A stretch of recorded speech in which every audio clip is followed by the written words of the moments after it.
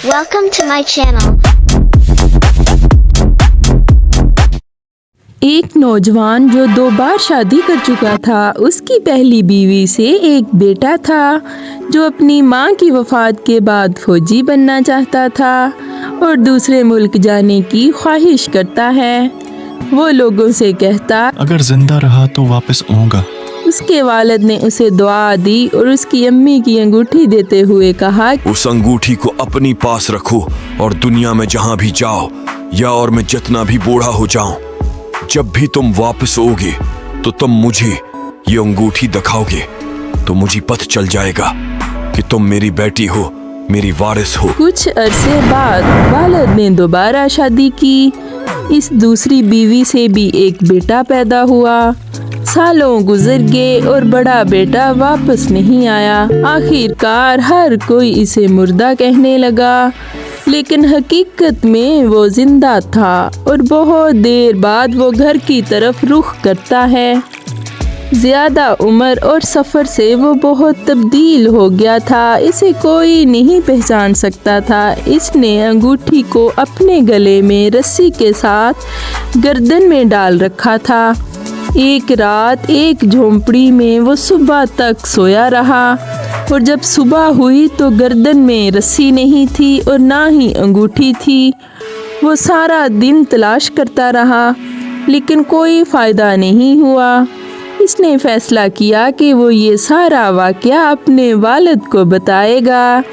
اس کے والد نے سارا واقعہ سنا اور خوشی سے اپنے بیٹے کو قبول کر لیا، لیکن دوسری بیوی کے لیے تو یہ دوسرا ہی تھا۔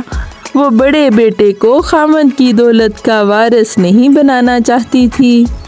اس نے بڑی چلاکی سے بوڑھے کو بھی اپنے ساتھ ملا لیا کہ وہ بیٹے کو کہے کہ وہ پہلے اس کی دی ہوئی نشانی یعنی انگوٹھی لے کر آئے، پھر وہ وارث بنے گا۔ بیوی نے کہا، اس گھر کو میں نے بہت مشکل سے بنایا ہے اور اب کوئی بھی گندی کپڑوں میں گلی سے اٹھ کر آ جائے کہ میں اب کا بیٹا ہوں تو کیا ہم اسے قبول کر لیں گے؟ ایسا نہیں ہو سکتا۔ لہٰذا فوجی کو جلد ہی بھگا دیا گیا، مگر اس کا والد اس کے پیچھے گیا، اسے کچھ پیسے دیے اور کہا، اللہ کے سپرد ہو تم بیٹا اور جلد انگوٹھی ڈھونڈ کی لانا۔ یہ اتوار کا دن تھا۔ ایک مولوی صاحب مسجد میں اذان دینے کے لیے جا رہے تھے۔ اس نے نوجوان کو افسردہ دیکھا تو کہا، آپ کو کوئی پریشانی ہے کیا؟ جی ہاں، مجھے گھر سے نکال دیا گیا ہے اور جائیداد بھی نہیں دے رہی، جبکہ اصل وارث میں ہی ہوں۔ فوجی بہت غمگین بیٹھا تھا۔ سورج بھی اپنی آب و تاب سے چمک رہا تھا۔ پودوں کی ٹہنیاں سفید پھولوں سے بھری ہوئی تھیں اور بہار اس وقت عروج پر تھی، لیکن فوجی کا دل کسی بھی بہار میں نہیں لگ رہا تھا۔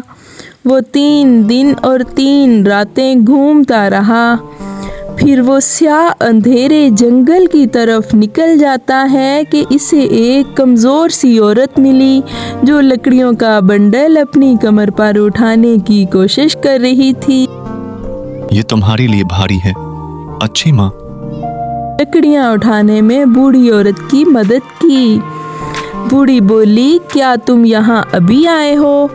اور فوجی سے کہنے لگی کہ تم جس بھی کام آئے ہو اس میں دیر نہیں کرو اور جلدی آگے بڑھو۔ تھوڑا سا آگے اسے ایک دیو ملتا ہے جو درخت کی چوٹی پر جانور کی کھال کھا کر ابھی فارغ ہی ہوا تھا۔ یہ دیو لمبا چوڑا اور عجیب قدامت والا ہوتا ہے، مگر اس نے نہایت تمیز سے کہا کہ نوجوان، مجھے لگتا ہے کہ تمہیں کام کی ضرورت ہے۔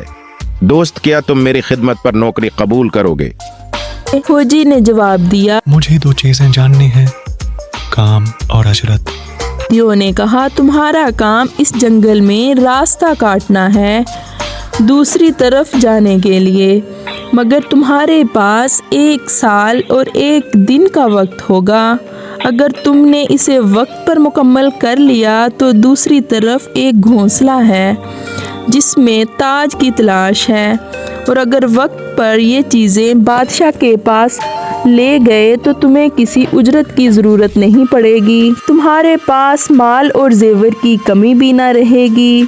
लेकिन दूसरी तरफ अगर काम मुकम्मल नहीं हुआ तो तुम इसके बाद मेरे ग़ुलाम बनोगे, वो भी बग़ैर उजरत के। ये मुश्किल मुआहदा है, फौजी ने कहा, लेकिन ज़रूरत के लिए कुछ भी करना पड़ेगा और मैं इसके लिए तैयार हूँ।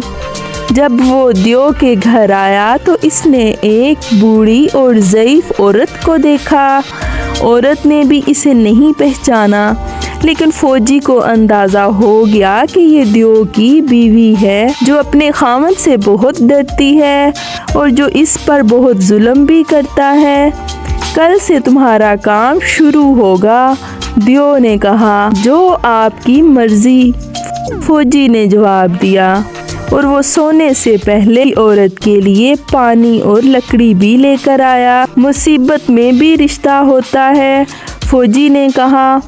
अगली सुबह दियो फौजी को जंगल के एक खास हिस्से में ले गया और इसे कल्हाड़ी दी और कहने लगा, जितने जल्दी शुरू करो इतना है तुम्हारे लिए बेहतर है, और शुरू करने के बाद तुम्हें ये मुश्किल भी नहीं लगेगा। ये कहकर इसने एक दरख्त को बड़ी आसानी से एक फूल की तरह तोड़ दिया। तुम्हारे लिए तो ये आसान है, लेकिन मेरे लिए मुश्किल, फौजी ने जवाब दिया। जब दियो चला गया तो इसने काम शुरू किया। बहुत जोर लगाने और खुशी खुशी काम करने के बावजूद भी फौजी बहुत थक चुका था और इसने महसूस किया कि दरख्त बहुत सख्त है। और जब वो वापस रात को दियो के घर आया तो दियो ने कहा कि कैसा रहा आज का काम। फौजी ने जवाब दिया, दरख्त बहुत सख्त है। यही सब कहते हैं, मुझे तो हमेशा निकम्मे नौकर है मिले हैं। दियो ने जवाब दिया, मैं दूसरी दफ़ा सुस्ती नहीं करूँगा, फौजी ने सोचा। और अगले दिन वो जल्दी चला गया और इसने अपनी पूरी कोशिश की, लेकिन नतीजा फिर इतना अच्छा नहीं रहा। और जब वो थक कर घर वापस आया तो इसे अंदाज़ा हुआ कि दियो बहुत खुश है। ऐसे ही कुछ देर तक चलता रहा। एक सुबह काम पर जाते वक्त देखा कि बूढ़ी औरत फिर लकड़ियां काट रही थी। बात सुनो, बूढ़ी औरत ने कहा, दियो तुम्हारे साथ दूसरे नौकरों की तरह का ही सलूक करेगा, लेकिन जहां दरख्त काट रहे हो वहां से तुम गिन कर 70वें दरख्त से काटना शुरू कर दो और पीछे वाले दरख्त ना काटना, लेकिन दियो को ना बताना कि तुमने नई जगह से काटना शुरू किया है। लेकिन थोड़ा थोड़ा रोज़ाना पुरानी जगह से काटते रहना। इससे पहले कि वो बूढ़ी औरत का शुक्रिया अदा करता वो गायब हो गई। बगैर किसी देर के फौजी ने पुरानी जगह से 70 तक गिनकर दरख्त छोड़े और 70वें दरख्त पर ज़ोर से कुल्हाड़ी मारी तो वो कट गया और दूसरे दरख्त बहुत आसानी से एक कुल्हाड़ी मारने से ही नीचे गिरने लगे।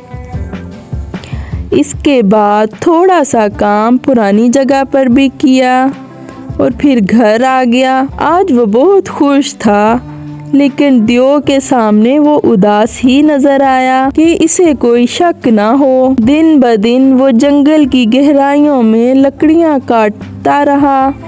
दरख्त उसके सामने गिरते रहे।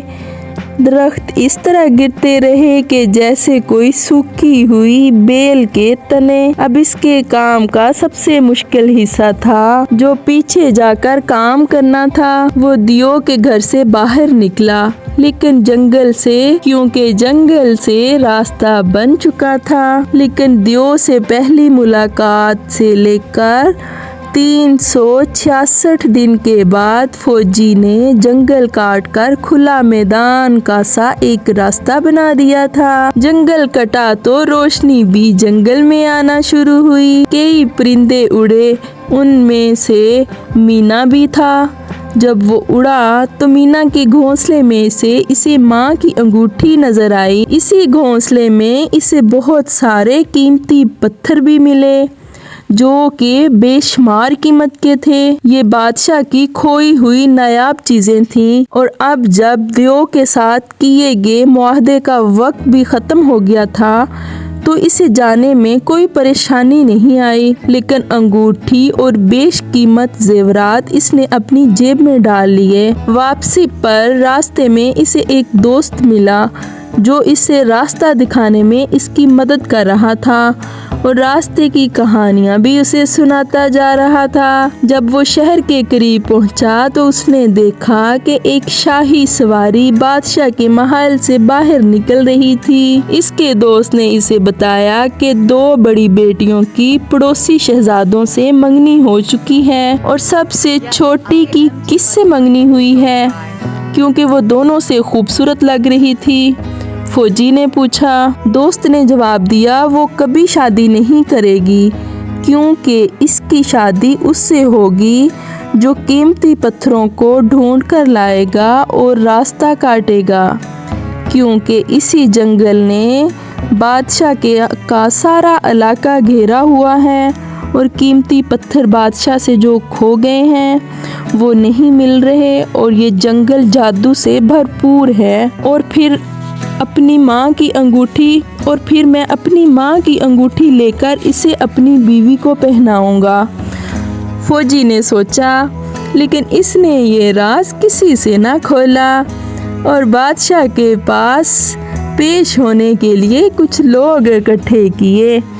वो बादशाह के पास हाजिर हुआ और उसके गुमशुदा जेवरात उसे दिए और जंगल के रास्ते के बारे में भी बताया कि आपका इलाका साफ है। बादशाह बहुत खुश हुआ और अपनी बेटी का हाथ सबके सामने फौजी के हाथ में थमा दिया और जल्द ही उसकी शादी की तारीख का भी ऐलान कर दिया। क्या मैं अपने बूढ़े बाप को लेकर आ सकता हूँ बेगम साहिबा? फौजी ने एक अच्छा बेटा एक अच्छा शौहर होता है, शहजादी ने जवाब दिया। और जब वो अपने आबाई गांव में दाखिल हुआ तो सूरज चमक रहा था और घंटियां बज रही थीं। इसकी सौतेली माँ ने भी इसे खुश आमदीद कहा और इसके साथ शाही शादियों में शिरकत करना चाहिए, लेकिन इसके खामन ने कहा कि तुमने बड़ी मुश्किल से ये घर बनाया है, आज भी तुम अपने घर को संभालो, मैं खुद ही अपनी बेटे की शादी में चला जाऊंगा। दूसरी तरफ जब दियो को मालूम हुआ कि फौजी तो चला गया और रास्ता भी जंगल का बना गया है और कीमती जेवरात भी ले गया है, तो दियो भी हमेशा के लिए उसकी ज़िंदगी से गायब हो गया। अब फौजी अपनी बीवी को साथ लेकर शहर चला गया और खुशी से दोनों ज़िंदगी गुजारने लगे।